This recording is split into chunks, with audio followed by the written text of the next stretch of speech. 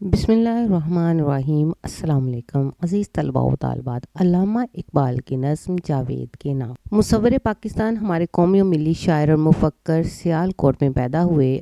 والد محترم کا نام شیخ نور محمد تھا۔ ابتدائی تعلیم سیالکوٹ سے حاصل کرنے کے بعد گورنمنٹ کالج لاہور سے فلسفے میں ایم اے کا امتحان پاس کیا۔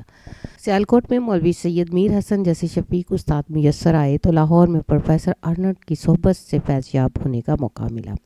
گورنمنٹ کالج لاہور میں بطور استاد کچھ عرصہ خدمات سر انجام دینے کے بعد علامہ اقبال اعلیٰ تعلیم کے لیے یورپ تشریف لے گئے۔ انگلستان سے وکالت اور جرمنی سے پی ایچ ڈی کی ڈگریاں حاصل کر کے وطن لوٹے اور وکالت کا پیشہ اختیار کیا۔ 1930 میں اپنے مشہور خطبہ الہ آباد میں مسلمانان بر صغیر کے لیے ایک آزاد اور خود مختار اسلامی ملک کا تصور پیش کیا۔ علامہ اقبال نے اردو فارسی میں پر اثر شاعری کرنے کے ساتھ ساتھ انگریزی میں بھی گراں قدر تحریر رقم کی۔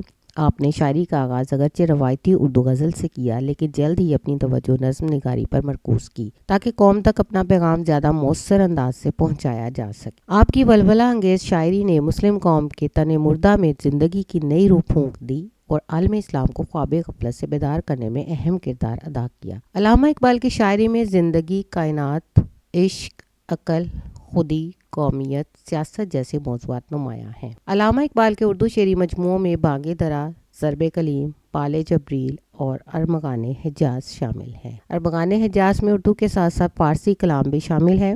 فارسی شعری مجموعوں میں اسرار خودی اور رموز بے خودی، پیام مشرق، جاوید نامہ، زبور عجم شامل ہیں۔ علامہ اقبال نے لاہور میں وفات پائی اور بادشاہی مسجد کے قریب دفن ہوئے۔ عوام آپ کے مزار پر عقیدت و احترام سے حاضری دیتے اور دعا کرتے ہیں۔ اس نظم کو پڑھنے کے بعد عزیز طلباء و طالبات، آپ لوگ جن SLOs پہ عبور حاصل کر سکیں گے اس میں شاعر کی تکنیک، مقصد، اسلوب پر مبنی سوالات کے جواب دے سکیں گے۔ عبارت نظم کو درست تلفظ، لب و لہجے، اتار چڑھاؤ اور ضرورت کے مطابق تاثر کے ساتھ پڑھ سکیں گے۔